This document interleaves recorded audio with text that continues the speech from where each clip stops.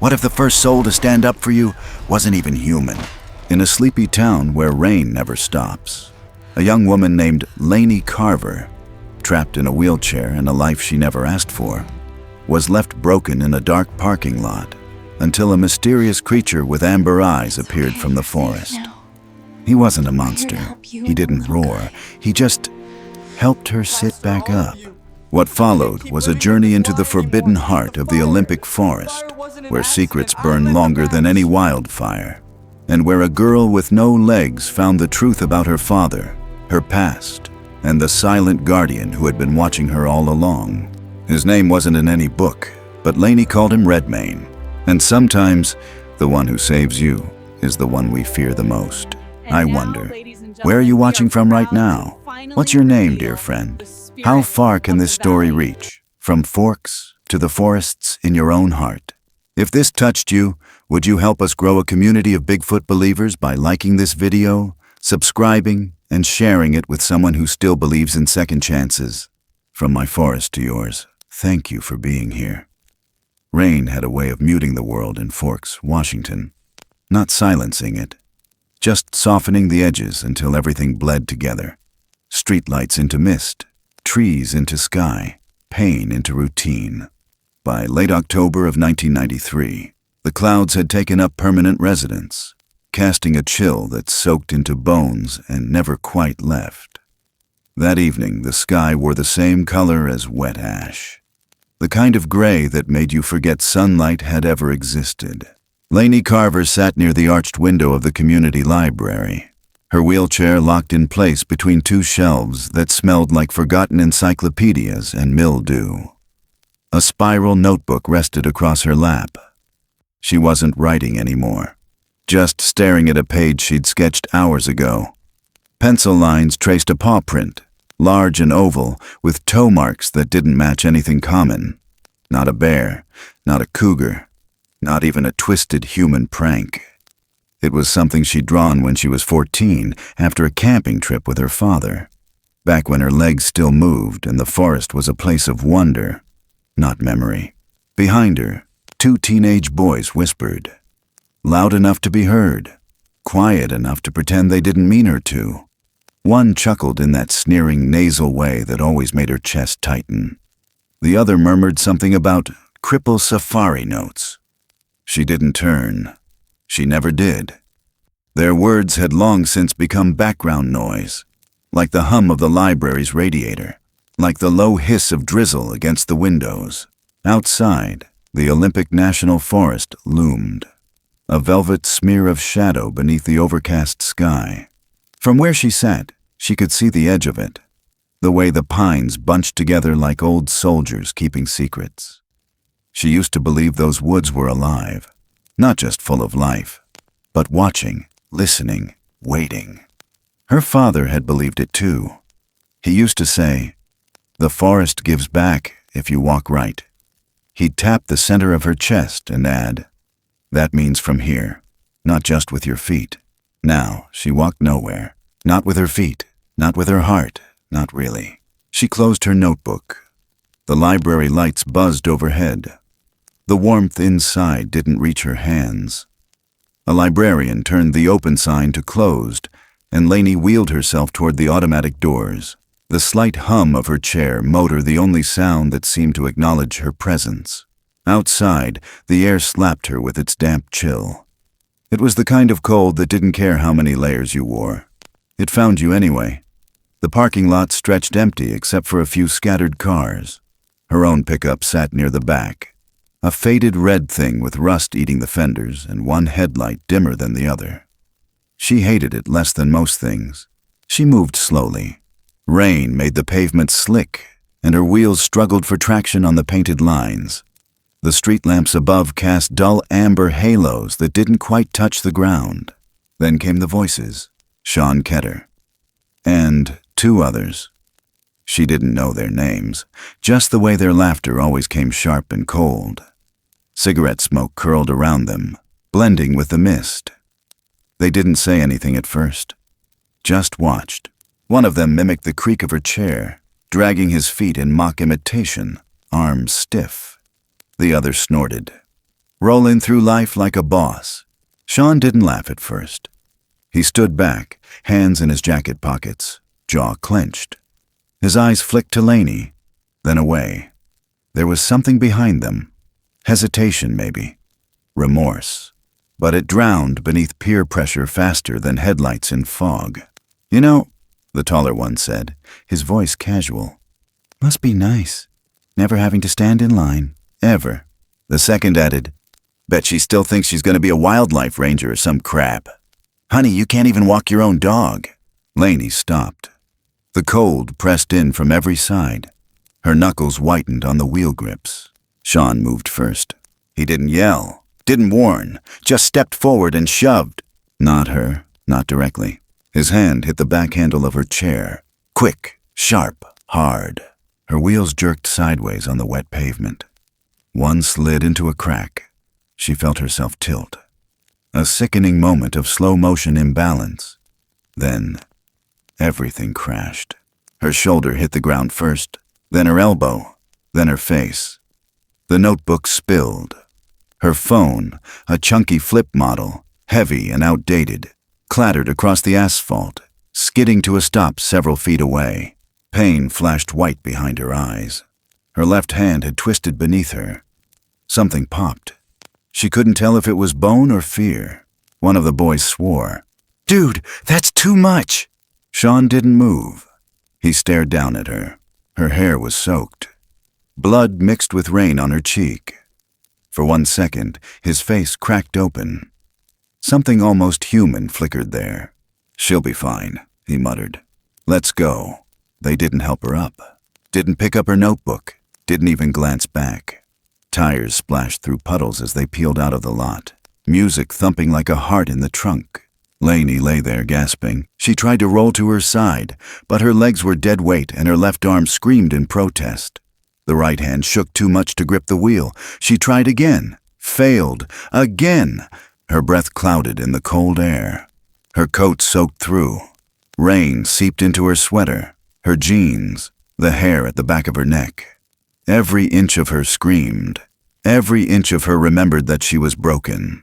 She turned her head. The street was empty. A pair of headlights appeared on the main road, too far to help. The car slowed. Her lips moved, forming a whisper of a scream. A hoarse, pathetic cry that barely traveled past the library's chain-link fence. The car turned. The lights vanished. Laney stared into the dark. Maybe Sean was right. Maybe she was just weight. 5 years ago, the accident had stolen her legs. A patch of black ice. A bend in the road. A truck that never saw her.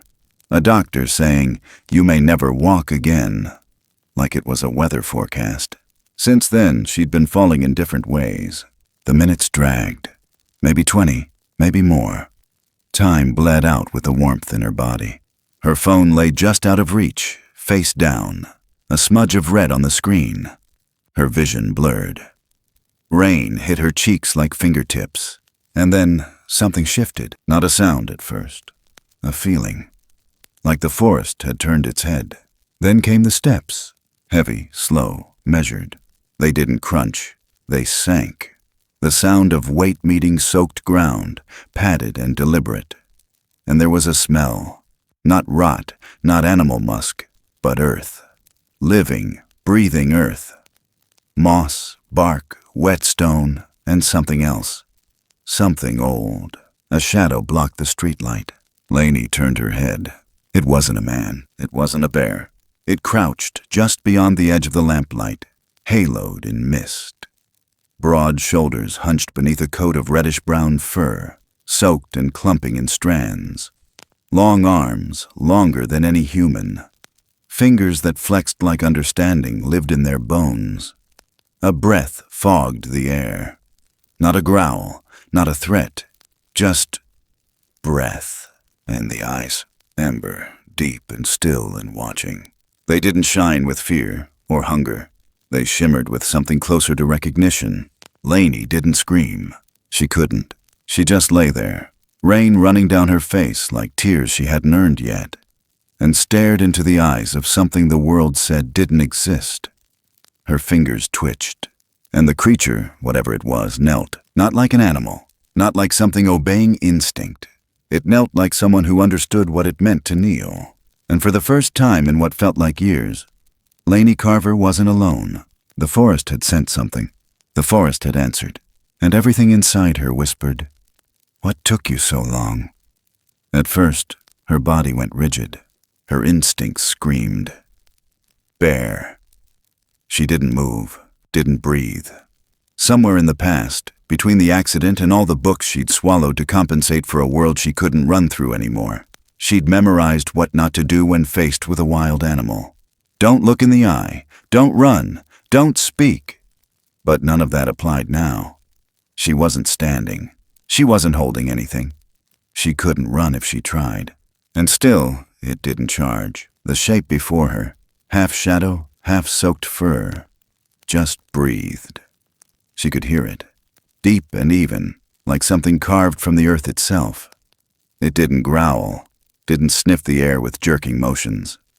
Instead, it leaned slightly, head tilted to the side, like it was studying her, or remembering.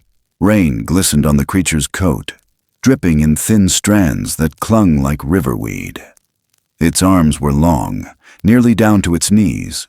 Fingers, not paws, not claws, stretched toward the ground, thick but tapered at the ends, not blunt like a bear's, and not armed with the razors of a predator.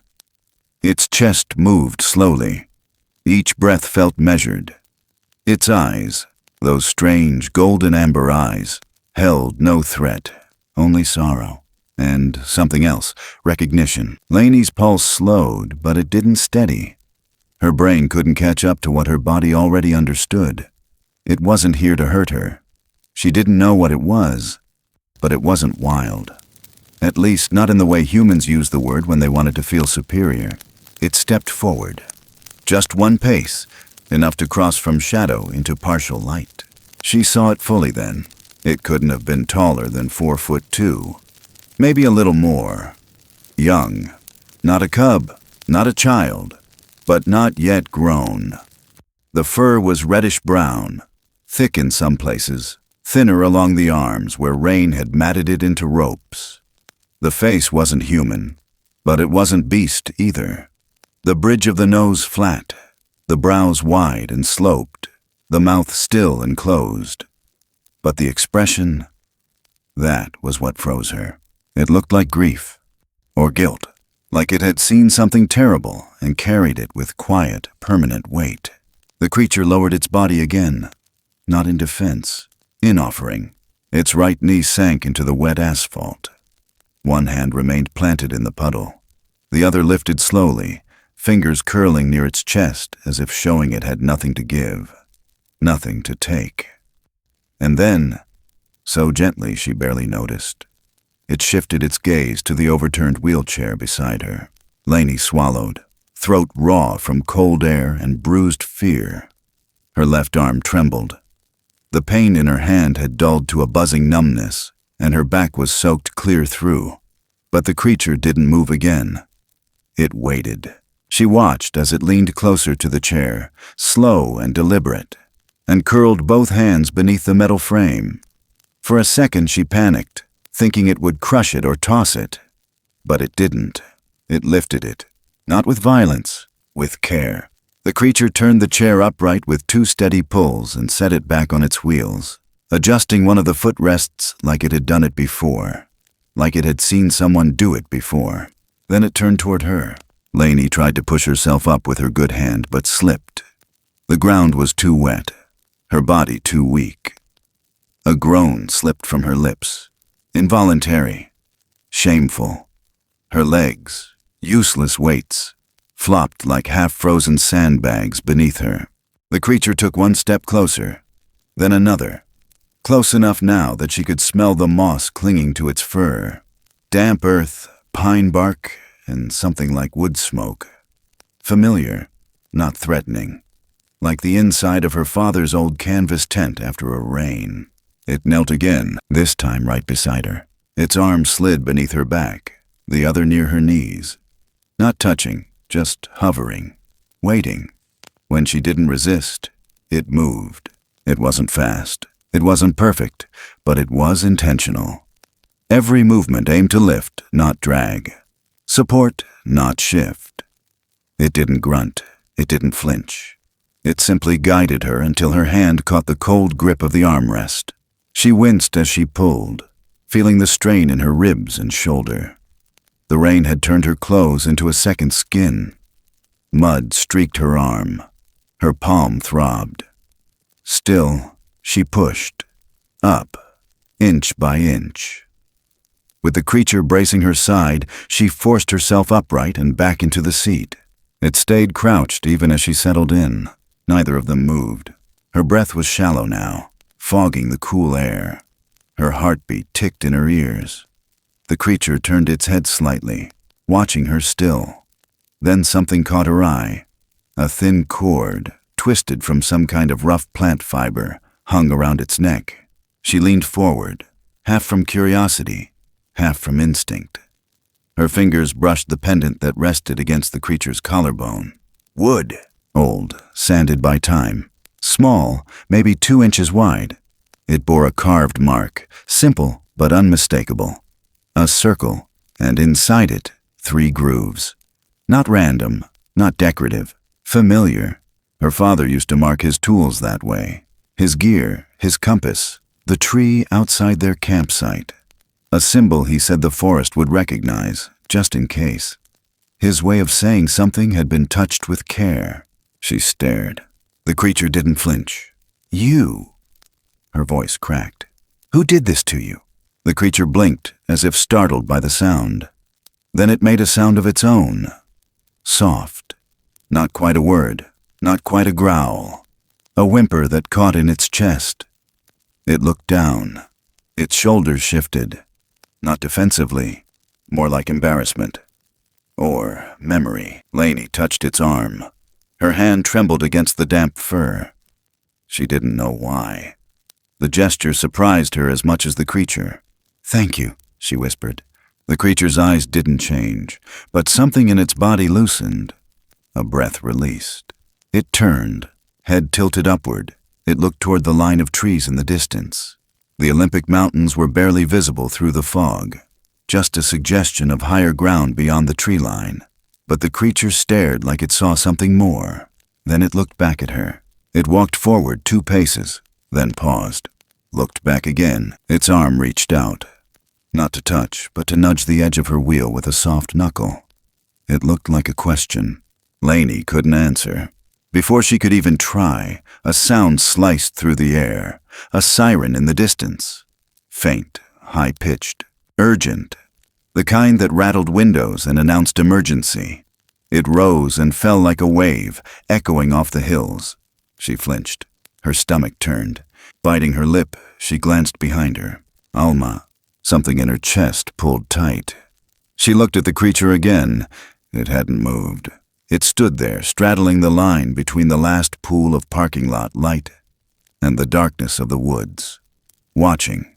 Still and waiting. Laney's breath caught. If the forest had just sent her help, what else had it been trying to say all these years? The creature took 1 step back, then another. It didn't vanish. It didn't bolt.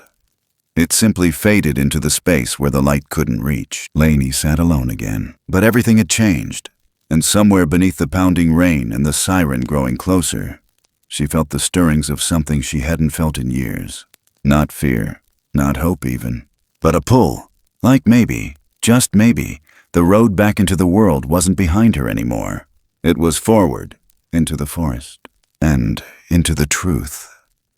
The rain had settled into a soft, steady fall by the time Laney reached the familiar gravel drive, her wheels humming over the uneven stones. The smell of wet cedar drifted through the cracks in her coat, and beyond the porch light, the forest pressed close, dark and quiet. In that way only October woods could be. She was shivering by the time she reached the small ramp her grandmother had built years ago with the help of 2 neighbors who'd since moved away. The porch light flickered overhead, buzzing faintly, its amber glow barely holding the darkness back. Inside, warmth spilled across the living room like a soft blanket. The house always smelled like something baked. Today it was cinnamon and the faint buttery trace of pie crust. Alma Carver sat in her old rocking chair near the radio, the kind with a wood finish and a little brass dial that always played old country songs if she twisted it just right. Tonight, the radio played something slow and familiar, a voice about lost highways drifting quietly through the room. Yarn lay across Alma's lap, a half-finished sweater pooling like cream-colored waves over her knees. When she heard the door, she looked up with that quick spark she always had whenever Laney came home, but the spark vanished at the sight of her. "Oh, dear Lord," she breathed, the knitting slipping off her lap. She was up from her seat in an instant, faster than someone her age should move, and nearly tripped over the small rug as she reached the chair. Her hands flew to Laney's wet cheek, her forehead, the torn sleeve, the scraped knuckles. "They did this to you, again." Her voice trembled, part fury, part heartbreak. Laney tried to laugh it off, or at least soften it. She didn't want the worry to settle in Alma's chest like it always did. "I'm fine," she whispered. "It looks worse than it is." Alma pressed the edges of the torn fabric between her fingers and gave her that long look, the one that saw through everything. "Honey, you could say the same about the whole world, and it'd still be a lie." Laney couldn't hold her gaze. She stared at the floor instead, at the darkened wood planks her father had sanded and stained with his own hands so many years ago. She used to race toy trucks across those boards, pretending they were logging roads deep in the mountains. Back when life felt possible, back when her father's laugh still lived in the walls. "What happened?" Alma asked softly, brushing wet hair off Laney's cheek. For a moment, Laney considered lying, keeping the creature to herself. She could easily say she slipped, fell, wheel caught on a crack. It would be believable. It would be easy. But there was nothing easy about tonight. There was something, she murmured, her voice barely rising above the hum of the refrigerator. "Out by the parking lot." Alma frowned. "Something? You mean someone?" "No," Laney whispered. "Something." The details spilled in halting pieces, like beads from a snapped bracelet. Its fur, its hands, the way it breathed, the sound it made. How small it seemed, and how strange it felt to be afraid and safe all at once. Alma listened without interrupting, her fingers gripping the back of Laney's chair as if searching for something to hold on to. When she reached the part about the carved wooden piece on its neck, Alma's face changed, not with fear, not disbelief, but something older, something like a secret she'd promised never to speak. Her fingers froze in midair. Then she whispered, "Oh, God, help us." Laney blinked. "What?" Alma straightened, lips pressed into a thin line. "You must have misunderstood what you saw." "Grandma, I know what I saw." Her voice shook with exhaustion and something else, some ache she couldn't push down anymore. "And the carving, it looked like Dad's, the same mark he used." "That's impossible," Alma snapped, sharper than she intended. She softened after a moment, but the damage was done. The tension snapped into the air like lightning between trees. "Your father," she started again, then stopped herself, her hand trembling as she gripped her sweater. Laney's breath hitched, her voice dropped to a brittle whisper. "What about him?" Alma didn't answer. The silence stretched thin, a wire pulled tighter and tighter, running through all the years of grief and unanswered questions, right back to an empty coffin and a gravestone placed in red earth. "You told me he died in the fire," Laney said, forcing the words out. "You made me stand there at his funeral. I said goodbye to a casket that had nothing inside it." Alma flinched like she'd been struck. "Laney!" "You said he died," she repeated, louder this time. Tears clung to the corners of her eyes. "You said he died. Why did you lie?" Alma pressed her hand to her chest. Her breath stuttered. She opened her mouth as if to speak, but the color drained from her face before the words came. She swayed. Laney reached for her, the chair scraping against the floor. "Grandma!" The older woman stumbled backward, gripping the edge of the table. Her fingers whitened, her body bowing under an invisible weight. Her eyes fluttered with pain she'd been hiding far too long. "Grandma!"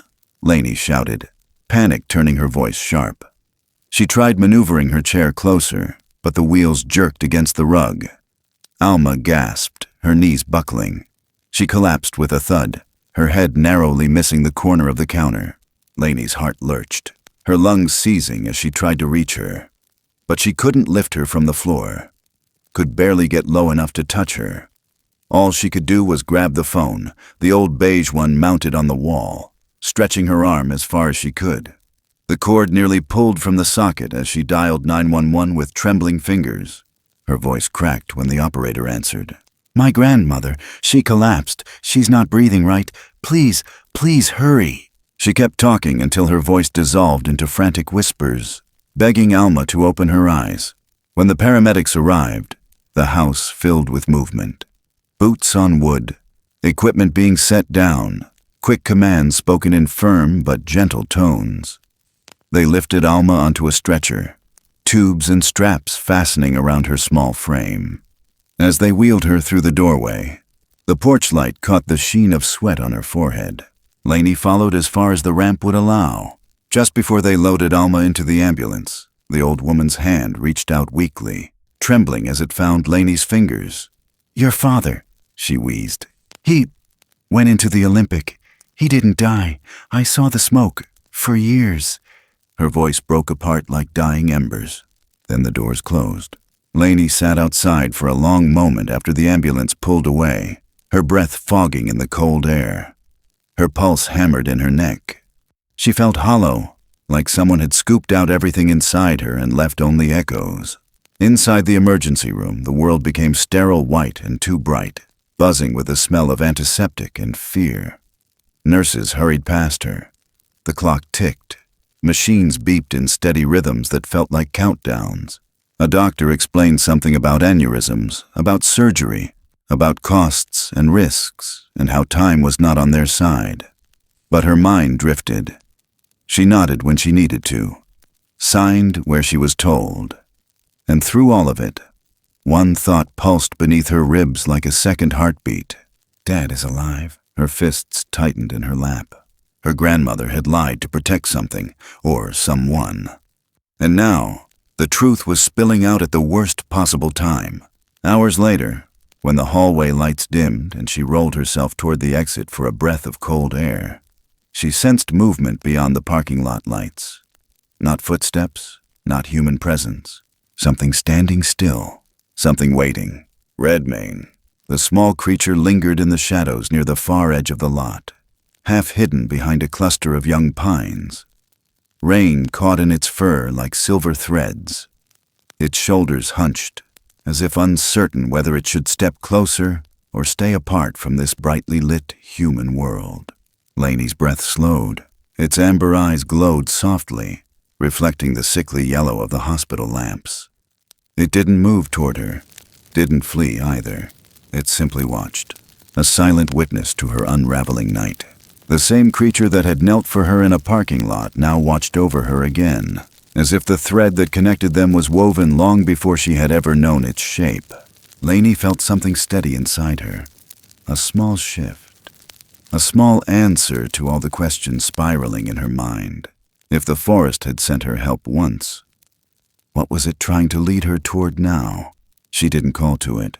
She didn't move closer, but she whispered into the cold air, her voice trembling with exhaustion and something deeper. "I'm not done, not yet." Redmane stayed where it was, as still as a stone carved from the mountain, waiting for the moment she would be ready to understand the things the forest had kept hidden all these years. And for the first time since the accident, she felt as though the world wasn't closing in.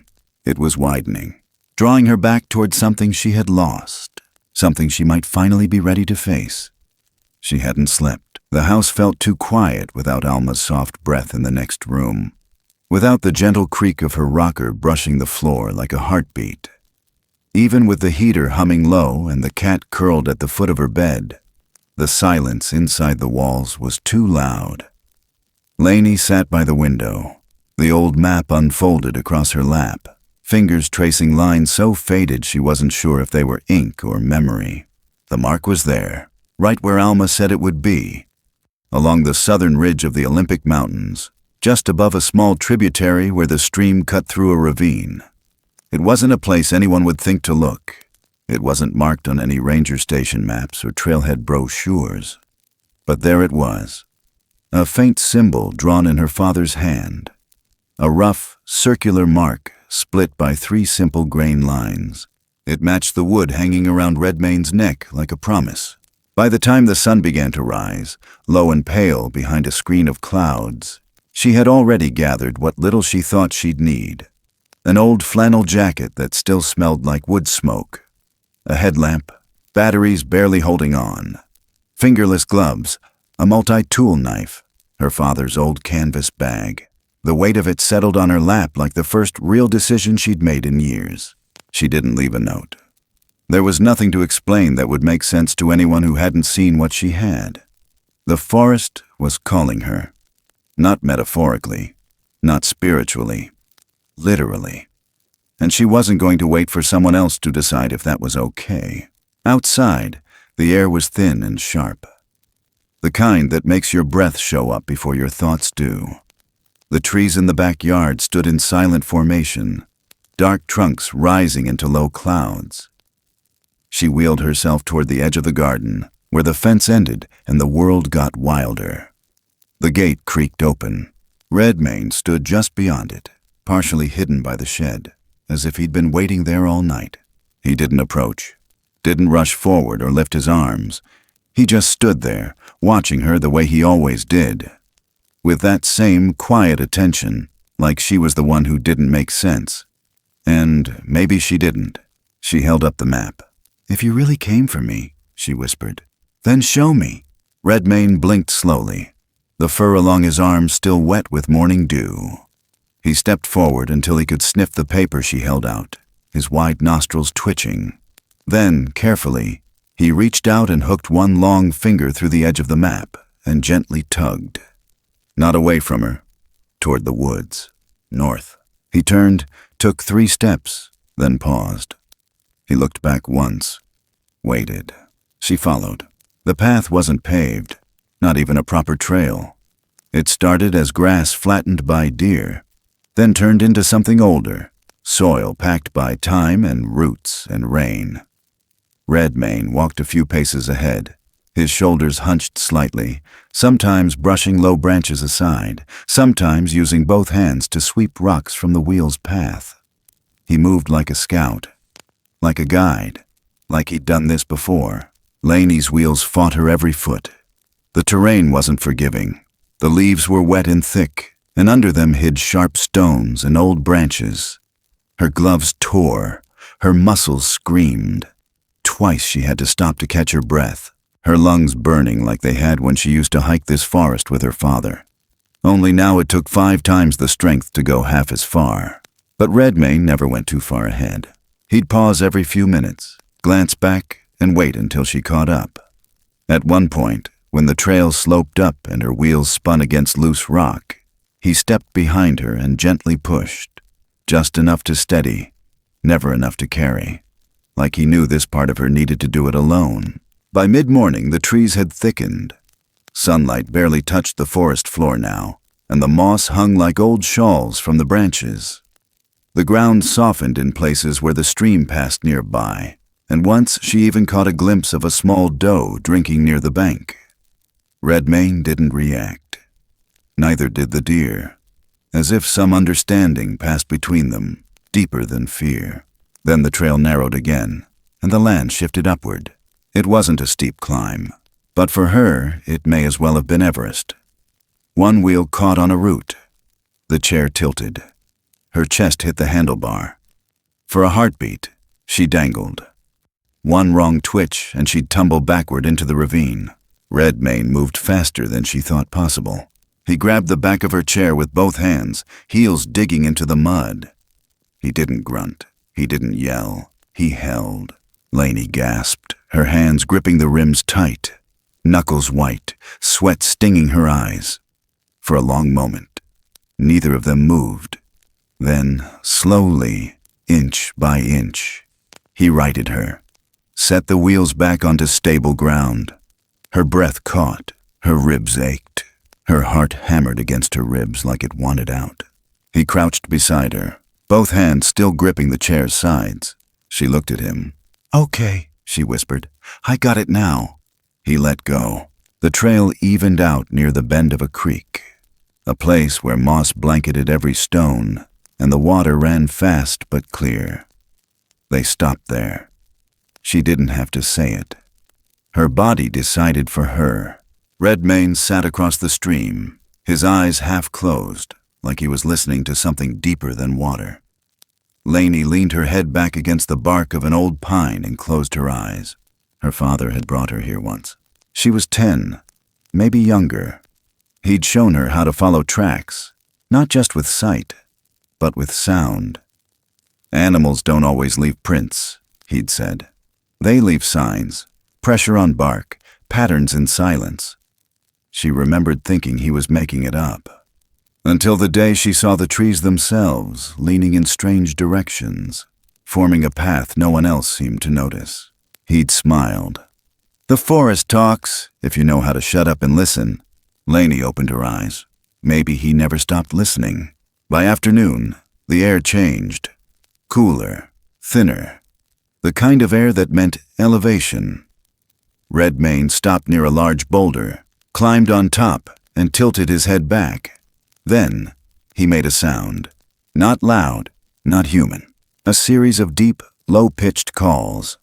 3 short, 1 long. Like someone calling home in a language older than words. The sound carried across the ravine. Birds went silent. Even the wind seemed to pause.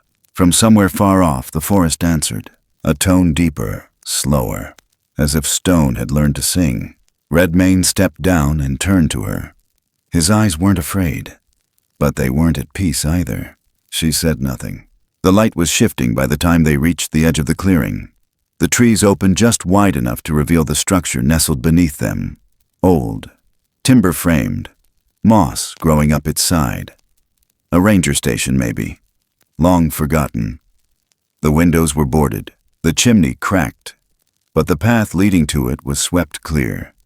No branches, no overgrowth. Someone had been maintaining it. Her father had always believed in hiding in plain sight. Redmane stepped up to the door and nudged it open. Hinges groaned. Dust stirred. She followed. The air inside was dry, still.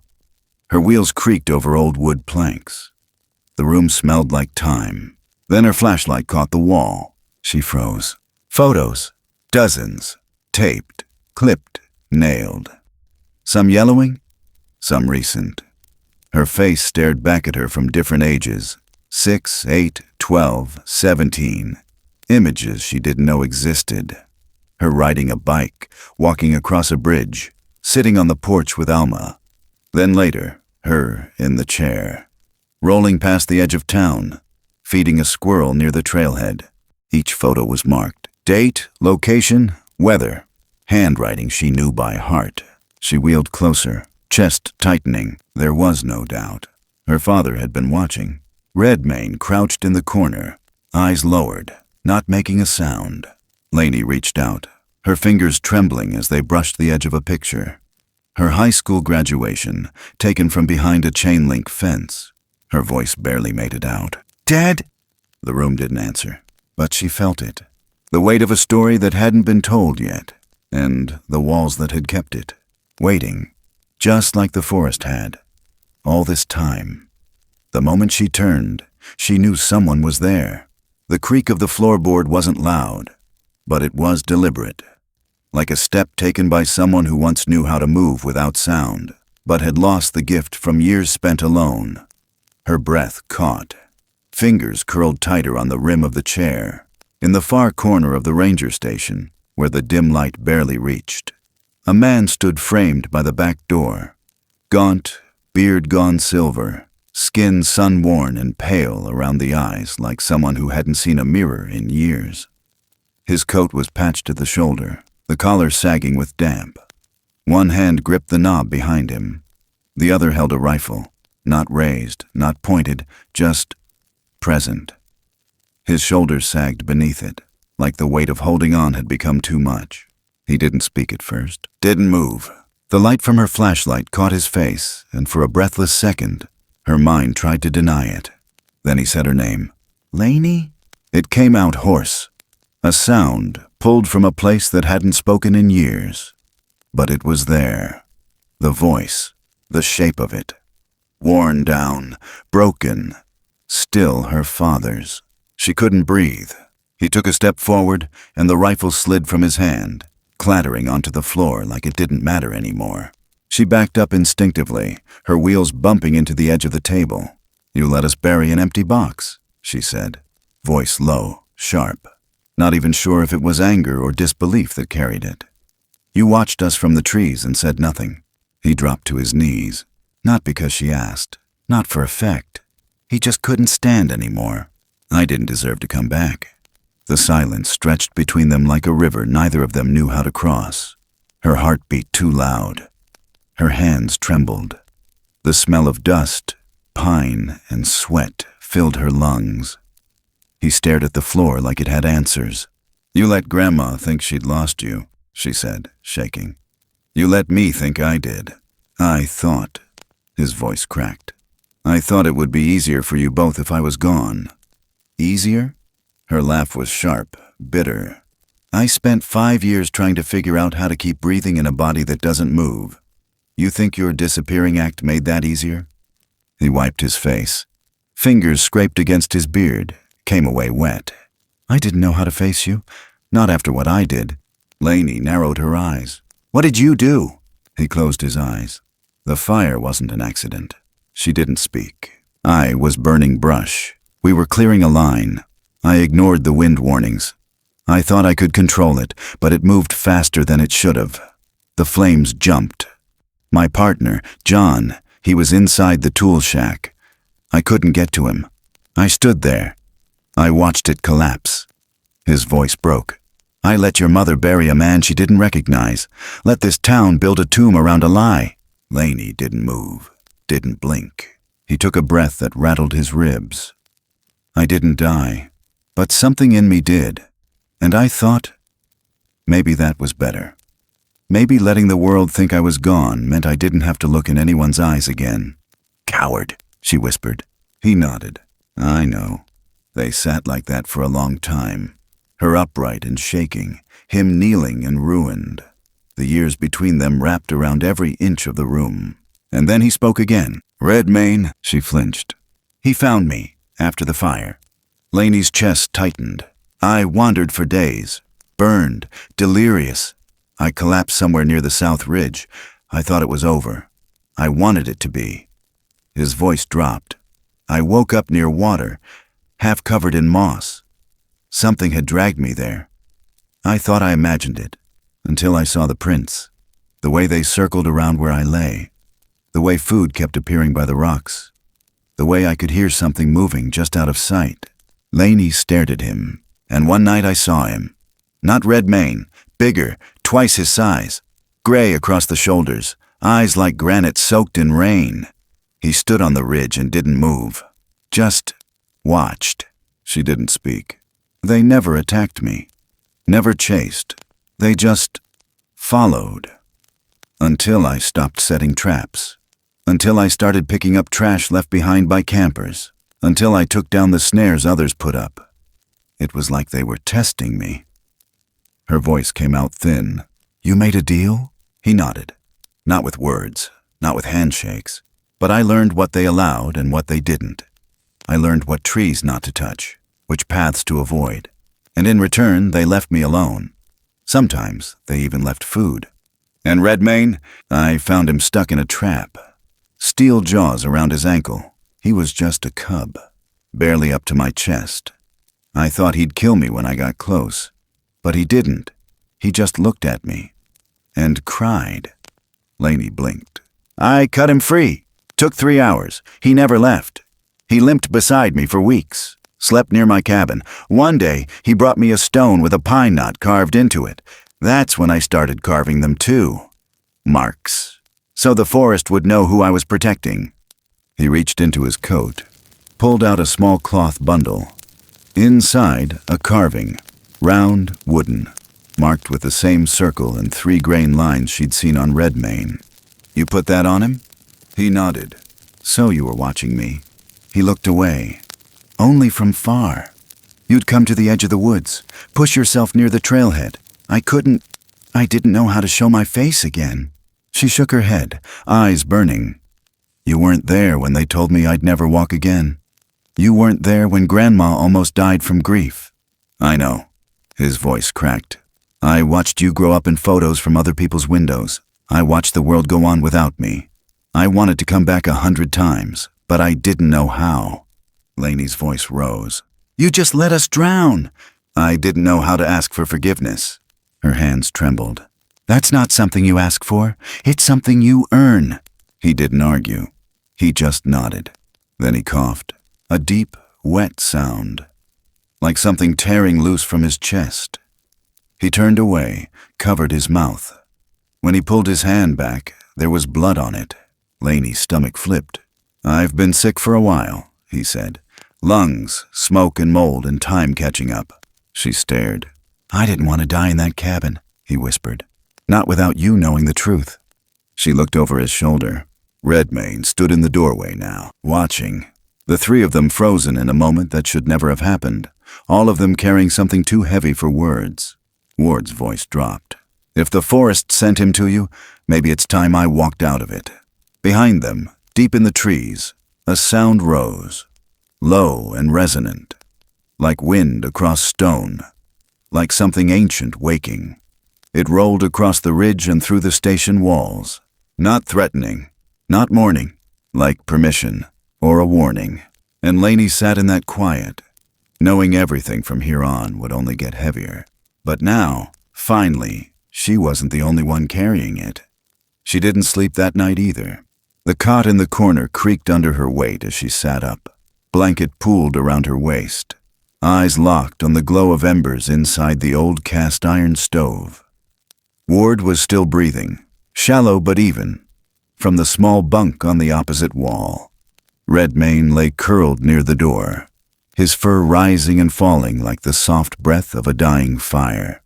The storm outside had passed some time before dawn, leaving only the hiss of dripping branches and the far-off cry of a mourning jay. But Laney didn't feel calm. She felt suspended, like the mountain was holding its breath with her. She'd stared at the ceiling for hours, watching shadows move across wooden beams as the first light bled through the cloud cover. Every thought she tried to outrun came circling back. Her grandmother hooked up to tubes in a hospital room miles away. A father who let her believe he was dead. A creature from the forest kneeling for her like no human ever had. And beneath it all, the quiet realization that something sacred and fragile was being held together by threads that could snap at any moment. Ward coughed again. She heard it before she saw the blood. He turned away from her with a sharp motion, trying to hide it, but it was too late. It splattered against his sleeve like rust on linen. You can't stay here, she said quietly. His body tensed beneath the blanket, but he didn't argue. She leaned forward. You're dying, Dad. And Alma, she doesn't know you're alive. If you're gonna leave this world, it sure as hell shouldn't be in a shack while she's still waiting for a ghost to come home. Ward didn't lift his head. She won't forgive me. She doesn't have to, Laney said. You're not doing it for forgiveness. You're doing it so the truth doesn't rot in this place with you. Redmane shifted, eyes flickering open. He watched her, ears twitching toward her voice. We go at first light, she said. All of us. Ward didn't speak. But when she turned back to the stove, she heard him gathering his things. The path down was harder than she remembered. Redmane led the way, but slower this time. His steps were heavy, as if each movement cost more than the last. Ward followed behind her, one hand gripping the walking stick he'd carved long ago, the other steadying a canvas satchel slung across his shoulder. He carried nothing he didn't need. Old rolls of film, a bundled notebook, 2 changes of clothes. The rest, he said, could return to the forest. Every so often, He'd stopped to cough. Each one came harsher than the last. And Redmane, he wasn't faring much better. Laney noticed the way his breathing had deepened, the way his fur came away in clumps when brushed against a branch. There was something in his eyes, fatigue that ran deeper than just the mountain climb. "He's sick," Ward said when she finally asked. "It's inside. I've seen it before. Sometimes they just fade. Even the forest can't stop it." The words landed like cold water in her chest. She didn't ask more. She couldn't. They moved like ghosts through the forest, all three of them. A broken man, a fading creature, and a woman learning to hold weight without breaking. By the time they reached the outskirts of town, the sun was high but dulled by overcast skies. Forks hadn't changed in the hours they'd been gone, but it felt smaller now, as if the weight of everything they carried made the world they returned to feel hollow. People stared. Of course they did. Ward hadn't been seen in over a decade. His name had been etched into memorial stones, whispered in the corners of church basements. He walked through town like someone exhumed, not resurrected. Some made the sign of the cross. Some turned away. Laney didn't care. She rolled beside him, eyes forward, hands gripping the wheel rims until her knuckles ached. They made their way down Main Street to the small clinic just off Cedar Avenue. It wasn't a hospital, but it had a back room and an old exam table. It was where Laney had volunteered years ago, filing records, helping with check-ins, cleaning up after farm dog injuries and barbed wire accidents. Redmane hesitated at the door. Laney looked back at him. His chest was rising too fast. "I need them to help you," she whispered. "Please." He followed. The woman behind the desk gasped, dropped her pen, called the vet on duty. They brought Redmane into the back without a word. The doctor, an older man who'd once stitched Laney's wrist after a fall, asked no questions. Just glanced at her once, then set to work like Redmane had always been just another patient who deserved help. Laney sat outside the room, head in her hands, the floor spinning beneath her. And that's when Sean Ketter walked in. She looked up, heart already tensing. He stood awkwardly near the doorway, holding a small dog wrapped in a towel, bloody at the paw, whimpering quietly. He didn't say anything at first, just blinked at her like he couldn't believe what he was seeing. Then his eyes shifted behind her. To Ward. "You're," he breathed. "You're the guy from the fire, the one who—" Ward nodded once. "I was." Sean swallowed hard. Laney stared at him, her voice low. "What do you want?" He didn't answer. Not until he sat down slowly on the bench beside her, the dog still trembling in his arms. "I didn't know you'd be here," he said finally. "I figured." He looked down. "I didn't come to make excuses." "Good." There was a long pause. Then he said it. "I lied." She didn't move. "The night of the crash," he went on, voice rough. "Me and two others, we were out by Ridge Road. We used to play this game. Chicken. You drive fast, see who swerves first. You don't think. You're 17. You think you're invisible." Her throat closed. "We saw your car," he said. "Didn't know it was you until we were too close." "I swerved too late. You hit the shoulder and spun out. Then the fog. The crash." His jaw tightened. "My dad was still sheriff back then. He made the report say weather caused it, said the road was bad, that no one was responsible." He reached into his coat, pulled out a folded envelope. Inside, an old photo, grainy, the corner of a car, her taillight, his grill, a logbook, scrawled with times, dates, the game, the names, a copy of the original report. Laney stared at them. "I kept them," he said. "Didn't know why at first, but now." She looked at him, every muscle in her arms locking. "I don't expect you to forgive me," he whispered. "But I don't want him." He nodded toward his father's picture on the wall. "To be the one who writes how this story ends." She couldn't speak. Not yet, not without shaking. The door behind her opened. Redmane stumbled out, his breath rattled. He dropped to one knee, coughing, a wet, hollow sound that echoed too loud in the sterile clinic hallway. Laney rushed to him. So did Ward. Sean stepped back. Redmane looked up at her. eyes wide, chest heaving. He touched her arm once. Weak, still warm. Ward knelt beside him, hand on his back. "He's not doing well," he said softly. "He won't last long here." Laney swallowed. "Then we take him home." No one questioned what that meant. They would go back. Not because they wanted to, but because that was where endings belonged. Outside, the sky had turned. A storm coming. The first drop landed on Redmane's fur as they stepped into the wind. And behind them, in the distance, thunder rolled over Forks like a long, slow exhale. The wooden church stood quiet in the orange light of Sunday morning. The bell had rung just once, a soft, drawn-out note that trembled through the empty streets like something too old to still be heard. Dust drifted in the windows. The pews creaked under the weight of worn coats and winter shoulders. Most of the town was there. Even those who hadn't come in years now sat beside neighbors they hadn't spoken to since before the fire, or before the crash, or before the rumors swallowed the truth whole. Alma sat near the back, her hands folded in her lap like they always had been on Sundays, though now they rested atop a blanket that covered her legs and the squeaky metal of a borrowed wheelchair. Her eyes were tired but sharp. Not angry. Not yet. Laney sat 2 rows up. Ward beside her. Neither of them bowed their heads when the priest read Psalm 25. They didn't sing the hymns, just stared forward, eyes like stones holding back floods. When the final amen passed through the rafters and settled into the dust, silence hung a little too long. Then someone stood. Sean. He didn't walk to the altar, just stood where he was, hands trembling at his sides, breath tight in his chest. For a second, no one noticed. Then a cough, a shift of boots. Heads turned.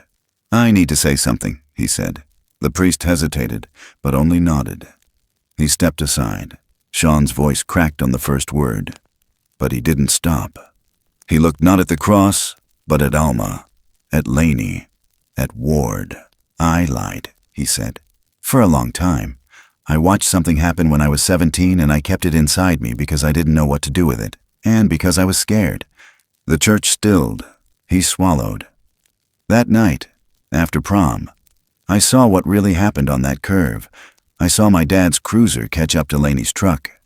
I saw the way he nudged the bumper. I saw the smirk on his face. It wasn't some accident. It wasn't reckless driving. He pushed her off the road." Someone gasped. "I laughed that night. I was a stupid kid. I thought it was a joke, that maybe she'd just hit a ditch and climb out swearing. But she didn't." A murmur passed through the pews like wind through dead leaves. Someone whispered, "I thought she lost control." Sean's face twisted. "No, she didn't. My dad made sure she couldn't tell anyone different. He made it look clean, and I let him." A man near the front stood up. White beard, gray coat. "We all trusted your father," he said, voice shaking. "He baptized my boy." Sean looked down. "I know. But then?" An older woman near Laney reached out, gently touched her shoulder. "I'm sorry, honey. I never should have believed what they said about you." Others started shifting, some nodding, some frowning. It was like a frozen painting warming at the edges. Then, Alma moved. Slowly, with effort, she pushed her wheelchair forward. The wheels squeaked, louder than they should have been in the sacred hush. When she reached the center aisle, she stopped. "I'd like to speak," she said. No one denied her. Alma raised her voice just enough to cut through the dust. "Forgiveness isn't erasure," she said. "It doesn't scrub clean what was done, but truth is the only clean floor we can stand on. Everything else is rotting wood." She turned her head to Sean. "You're not your father," she said. "But if you stay silent any longer, you'll start to look like him in the mirror." Sean lowered his eyes. A tear ran down. Alma continued. "We've all let this town drift toward comfort instead of honesty. I won't do that anymore. None of us should." A beat passed. Then 2 people clapped. Softly. Then 3. Then the whole room felt like it had just woken from a fever dream. By the time the sun touched the church steps, The state police had been called. Not for Sean, but for the man who wore the badge and broke its meaning. Whispers of fundraising moved between pews. Alma's care, Laney's surgeries. Even those who didn't have much leaned toward the idea of giving something. Maybe for once, they could stitch something torn instead of letting it fray. But not everyone stayed long. Out back, behind the church where the frost hadn't fully melted yet, Redmane lay curled beneath a cedar. His breathing had changed. Slower, rougher, like wind through a rusted pipe. Ward crouched beside him. "He shouldn't die under our lights," Ward said softly. "He belongs where the moss remembers him." Laney knelt and brushed the thick fur. "He's fading," she whispered. "I can feel it." Sean, still shaking, approached them. "I want to help," he said, "if I'm allowed." Laney didn't speak, but she didn't stop him from kneeling beside her. The three of them lifted Redmane as gently as they could, cradling the weight that felt heavier than it should have. Not in mass, but in meaning. They carried him past the thicket, into the deeper wood, where pine needles muffled sound and memories hung in the air like fog. They stopped in a clearing where soft moss carpeted everything. And then, without warning, he arrived. The Timber King, gray fur streaked with silver, towering but still, eyes like wet stone, ancient and unreadable. He didn't roar, didn't groan. He just stepped from the trees, walked past the humans without so much as a glance, and knelt beside Redmane. He placed his broad forehead against Redmane's. Then a massive hand, gnarled and calloused like bark, settled on Redmane's chest. A sound followed. Not words, not growls, but something deep. A resonance. Like the groan of the earth when a mountain moves. Everything stopped. No wind, no birds. Even the creek nearby seemed to pause its voice. Laney felt it before she understood it. She reached out with one hand, rested it on Redmane's paw. Her other hand touched a tree trunk beside her, grounding her between two worlds, fur and bark, flesh and forest. Then, Redmane stirred. He lifted his hand, barely, and placed it over Laney's. His gaze found hers.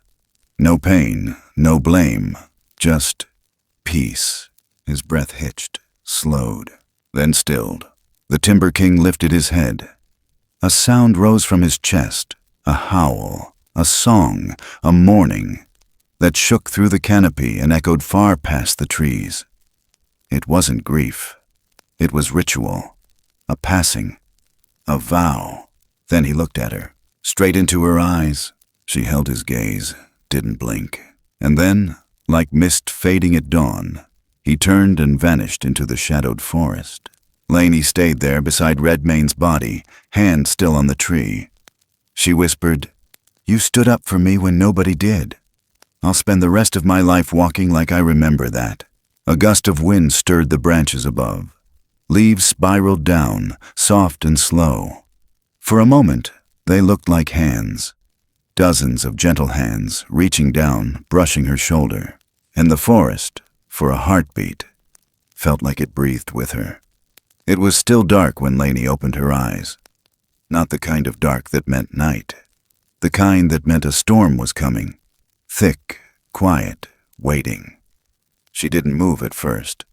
Just lay there on the old cot in the back room of Alma's house, staring at the shadows on the ceiling as they shifted slightly with each breeze that pushed against the windows.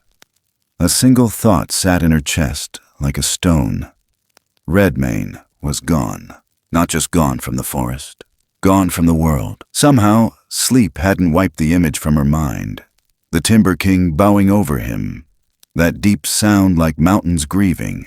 The way the forest had hushed itself. The way the leaves had fallen like hands. She sat up slowly, body still aching from the cold ground the night before. Her boots were still damp. Ward was already awake, sitting in a chair by the door with a blanket draped over his shoulders, watching the light creep up the porch. His eyes met hers, and he didn't say anything. He didn't have to. Sean was gone. He'd walked deeper into the woods after the ritual, said he needed time, needed to be away from people, from himself. They had let him go. Some journeys, no one could walk with you. By the time they stepped out onto the porch, the sky had turned a bruised purple. Alma sat wrapped in her shawl, hands gripping the arms of her chair like she was holding the earth still. She didn't speak either. Not right away. Just nodded to them. Then, very quietly, she said, "I dreamed of my husband last night. He was standing at the edge of the woods with a lantern. But he didn't wave. He just waited." Laney swallowed, unsure what to make of it. Alma turned toward her, voice steady despite the tremble in her hands. "I think some lights don't guide us home. They just remind us we're not walking in the dark alone." The wind picked up then, carrying with it the smell of pine sap and something older, that earthy animal scent that still clung to Laney's jacket. She glanced down at the worn fabric. Redmane's fur had brushed against it so many times. It almost felt like his scent had become part of the threads.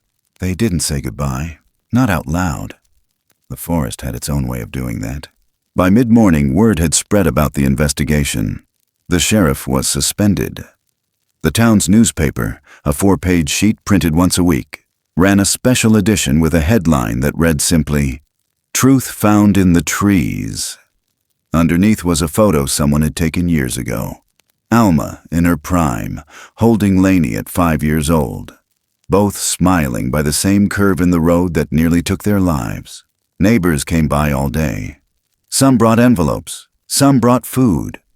Most just brought their eyes, tired, watery, full of something that looked like regret turning into resolve. One man who'd never said a word to Alma before knelt by her chair and pressed a folded dollar bill into her hand. "It's not much," he said, "but it's real." Later, a boy, couldn't have been older than 8, came by with a jar of marbles. He offered it to Laney. "My daddy says you protected the forest. That means you're a keeper now." Laney didn't know what to say. She just took the jar and held it like something sacred. The real goodbye came in the afternoon. Ward found Laney by the tree line, staring into the woods. He didn't ask what she was thinking. He just handed her a worn leather bag and said, "We should go back, just once more."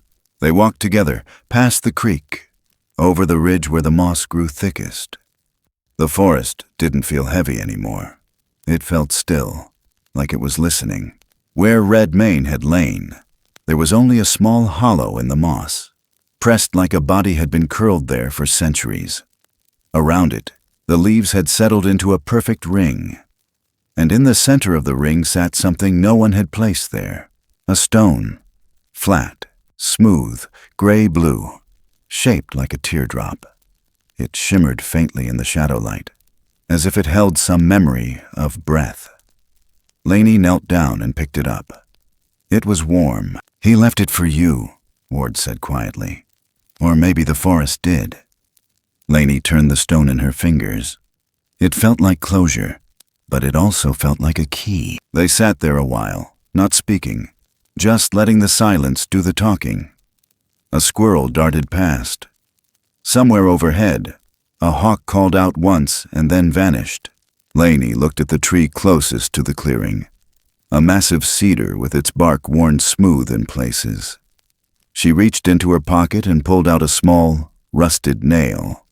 Then, from the leather bag Ward had given her, she took out a photo, one of her and Redmane, blurry, taken from a distance on an old Polaroid. She pressed it to the tree and drove the nail through the top corner until it held. When she stepped back, the picture flapped once in the wind, then settled. "Now he's part of the trail," she whispered. They didn't go straight back to town. They walked for hours, cutting through places neither of them had ever been. They found a glade full of white mushrooms shaped like cups, a hollow log that pulsed faintly with bioluminescent lichen, a stream so clear they could see trout sleeping beneath the surface like ghosts. Everything felt different. Not in the way places change, but in the way people do after they've been forgiven. When they returned to the edge of Alma's property, the sun was low. The air had the quiet tension of a moment about to break, like a string pulled tight just before the snap. Laney stopped and looked back one more time. There was nothing there, and yet she felt it. A presence, just beyond the trees. Watching, not to follow, not to stay, just to make sure. She lifted her hand. Not a wave, just an open palm, held for a beat longer than made sense. Then she turned and walked inside. That night the storm finally came. Thunder rolled like distant drums. Rain swept through the town in wild, crooked sheets. But inside the little house, the light stayed warm, the windows unbroken. Laney sat by the fire, her legs curled under her, the teardrop stone resting in her palm. Alma dozed nearby. Ward played a slow tune on his harmonica, the kind that made your chest ache without knowing why. And for the first time in years, Laney didn't feel like she was waiting for something terrible to happen.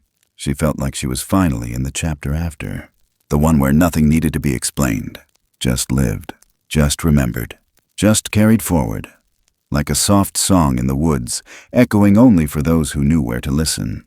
The silence didn't end, it just stayed, and that, somehow, was enough. Some stories don't end with a door closing or a final word. Some stories just leave a quiet in the air, a silence that means something sacred passed through and changed us.